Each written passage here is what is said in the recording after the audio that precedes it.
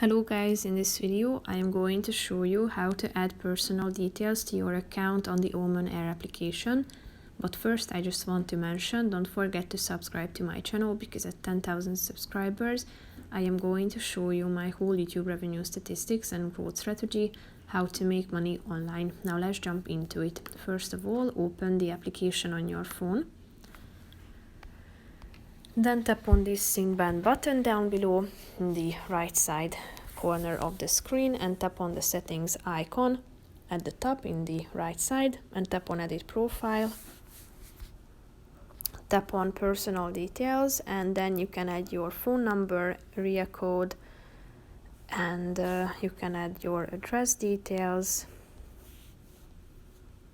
then your passport details, including your passport number and passport expiry date. And if you are done, click on the save button down below to save your personal profile. So that's pretty much it for this video, guys.